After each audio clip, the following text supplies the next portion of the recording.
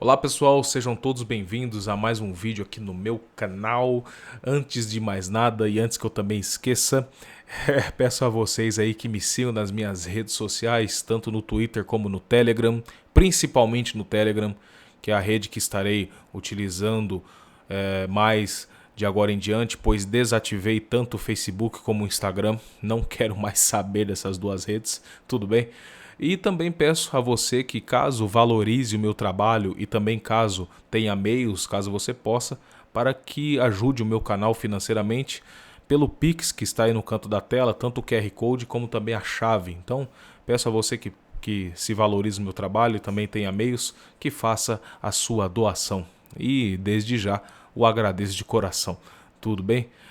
Eu fiz um comentário no meu Telegram de que eu gravaria um vídeo citando um místico alemão da época do medievo, muito famoso, né?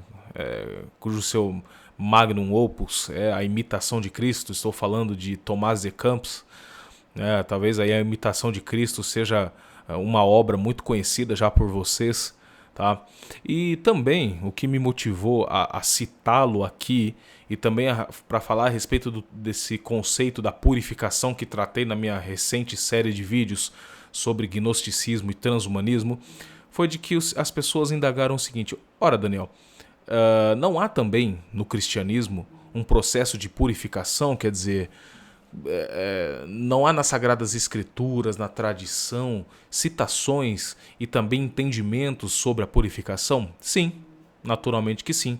E como isso funciona, não é? Nós temos lá no livro de Gálatas, por exemplo, capítulo 2, versículo 20, onde fala-se que não sou eu mais quem vivo, mas Cristo vive em mim, e também o apóstolo Paulo tratando muito a respeito da doutrina da graça, assim também como os santos, né? Principalmente o nosso Santo Agostinho, nosso doutor da graça. Quer dizer, nesse processo realmente de purificação mediante o sacrifício, mediante os sacramentos, mediante a busca pelas virtudes, a prática das virtudes, a prática das boas obras, não é isso?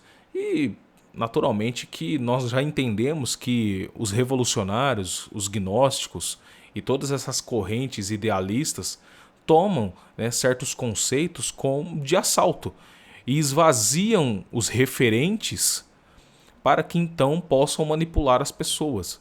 Isso acontece muito em muitas doutrinas heterodoxas, né, politeístas. Eles utilizam de conceitos que foram devidamente cristianizados de uma maneira bem objetiva para que todo fiel possa entender, para que eles utilizem ao seu bel prazer, né, e tentem remodelar então as pessoas à sua própria imagem e semelhança, sem que as pessoas passem pelo devido processo, né, de purificação de fato, mediante os sacramentos, mediante o encontro da natureza com a graça.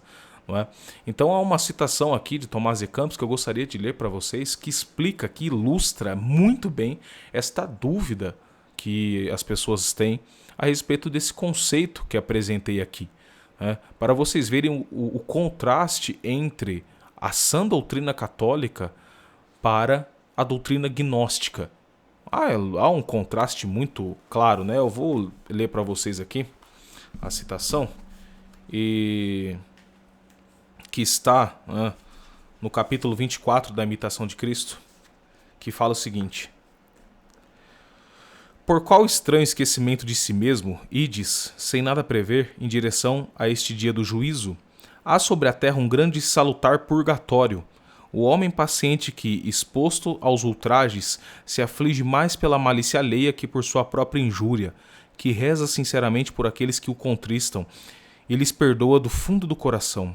Vale mais se purificar agora dos seus pecados e suprimir seus vícios, que esperar espiá-los na outra vida. Cada vício terá seu tormento próprio. Então o humilde e o pobre terão uma grande confiança, e de todos os lados o terror cercará o soberbo. Então se verá que foi sábio neste mundo quem aprendeu por Jesus Cristo a ser insensato e desprezados aos olhos deste mesmo mundo. Então se aplaudirá as tribulações sofridas com paciência. Então o desprezo das riquezas terá mais peso na balança que todos os tesouros da terra. Então as obras santas importarão mais que os belos discursos. Portanto, tudo é vaidade, exceto amar a Deus e servi-lo, porque aquele que ama a Deus de todo o seu coração não teme nem a morte, nem o juízo, nem o inferno, porque o amor perfeito nos dá um acesso seguro a Deus, né? Então, quer dizer, é um trecho providencial da obra de Tomás de Campos, com toda certeza. E quando ele fala a respeito da questão do purgatório terreno, isso já nos contrasta ao pensamento gnóstico, no sentido de que o seguinte: Tomás de Campos, assim como os grandes santos da igreja, os mártires, toda a história eclesiástica, toda a história dos leigos, nos traz o seguinte: o conceito do bom sofrimento, do salutar sofrimento. Sofrer, né, e não negar a realidade, não negar a bondade substancial do mundo criada por Deus. E não trazê-lo como uma prisão, né, de que um demiurgo criou o mundo físico e nos prendeu aqui, então, portanto, pelo um processo subjetivista de purificação desse mundo do demiurgo, nós alcançaremos o Deus bom, né, a boa divindade. Não, o cristianismo nos traz o que? Uma relação de analogia.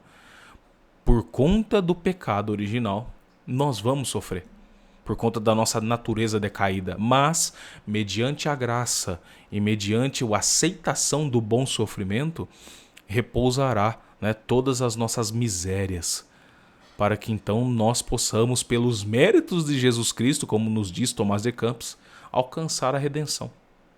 Eis a diferença, né, que um gnóstico não pode aceitar daquilo que vem do cristianismo.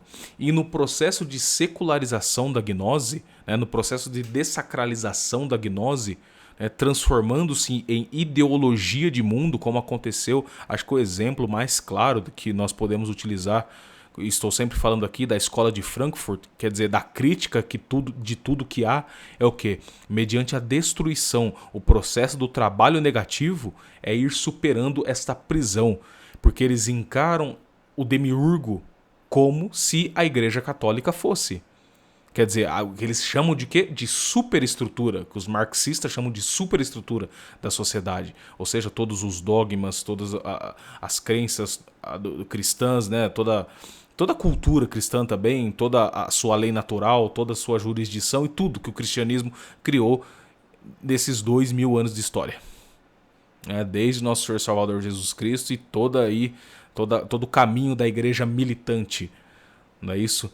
E a questão do purgatório terreno, que aí sim podemos encarar como purificação, a verdadeira purificação.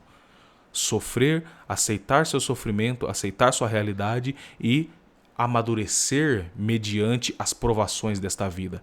Aceitá-las é aquela tal coisa, né? Aquele que escolheu como morreu, escolheu como viveu. É isso? Aquele que escolhe como morre, escolheu como foi sua vida. Então, no momento chave da existência, no momento factual da existência, que é a nossa morte, o verdadeiro arrependimento dos nossos pecados, o verdadeiro arrependimento de tudo que nós fizemos contra Deus, vai mostrar realmente o caminho que nós trilhamos até esse dado momento. Então, nós somos chamados pela doutrina e pelas verdades eternas, né, a levarmos uma vida de incessante busca pela purificação, não é isso? Pela aceitação do bom sofrimento. E se nós pegarmos as vidas dos santos, que foram coisas factuais, não são matérias meramente de fé, como se nós fôssemos fideístas, não é? Matéria também de fato, de vida real, de concretude, de história, de pessoas que viveram como nós vivemos, que estiveram aqui nessa terra, né? E que, mediante a graça, alcançaram e fizeram grandes obras. Mas que não foi fácil, muito pelo contrário, os grandes mártires da igreja, desde o começo, desde o início dos séculos, nós vemos os mártires sendo sucumbidos pelo Império Romano, os próprios apóstolos. Ora, nós estamos cheios de exemplos de pessoas que aceitaram a vida por analogia ao ser de Deus. Ou seja, aceitaram a sua condição de pecadores, né, de natureza caída, mas também entenderam que somente poderiam elevar a sua natureza decaída mediante a aceitação de nosso Senhor Salvador Jesus Cristo pelos sacramentos, pela graça. Não é isso? Pela imitação de Cristo, nos termos de Tomás de Campos. Então entendam esse contraste do conceito purificação quando nós trabalhamos na doutrina cristã e quando nós temos a doutrina completamente de ponta cabeça, que é a doutrina gnóstica. É o inverso, é o completo inverso do que falam os cristãos, do que falam os teólogos cristãos. Então encarem desta maneira, não é isso? De que a purificação de que trata a doutrina católica é da boa aceitação do sofrimento e da boa tratativa que a doutrina nos ensina, de aceitação, de amadurecimento, de lapidação e de luta, quer dizer, combater o bom combate. E por outro lado, uma doutrina de negação, de fuga, de subjetivismo religioso, de subjetivismo espiritual, que descamba, né, em tragédia e perdição, que é a doutrina gnóstica. Uma coisa sem pé nem cabeça, mas que, quando comparada às revoluções históricas, vê-se de onde eles tiram o fundamento. Tá joia? Espero que tenha ficado mais claro então, gente, utilizando desse trecho aí que é providencial. E, lógico, indico a todos que leiam A Imitação de Cristo e também os bons, as boas bibliografias acerca da vida dos santos e da vida dos mártires. É preciso ter isso como norte, não o que nós vemos hoje em dia. Se você quer aprender a ser gente, né, falando no termo popular, quer aprender a ser gente, cara, leia a vida dos santos, leia a vida dos mártires. Ali você tem um mundo inteiro, né, de exemplos humanos e de doação pela via do amor. Você tem uma pleiade de santos e pessoas e histórias desses grandes nomes da verdadeira humanidade que passaram por tudo que passaram, mas se entregaram. Porque eles não viam, como diz Tomás de Campos e também no livro de Eclesiastes, eles não viam naquilo que é vaidade a verdade, mas apenas ilusão. Tudo é vaidade, tudo é ilusão. Mas que os gnósticos tomam como ilusão o bem substancial criado por Deus, porque eles encaram a criação como má em si mesma, como uma maldade substancial, sendo que é o inverso. O mal não tem substância, o mal é sempre o quê? Uma privação. Aquilo que te cega é a concupiscência, que você pode ir iluminando e se purificando nos termos cristãos, mediante a boa aceitação, mediante os sacramentos, a boa meditação, a boa ascese espiritual e o amadurecimento da sua personalidade. Tudo bem, gente? Para que então, finalizando aqui, você consiga cumprir com aquilo que está em Gálatas. Não sou eu mais quem vivo, mas Cristo vive em mim. Tudo bem? Então é isso aí, pessoal. Mais um Drops aí para hoje. Peço a vocês novamente que sigam-me nas minhas redes sociais, Twitter e Telegram, e deixe, se você puder, a sua doação.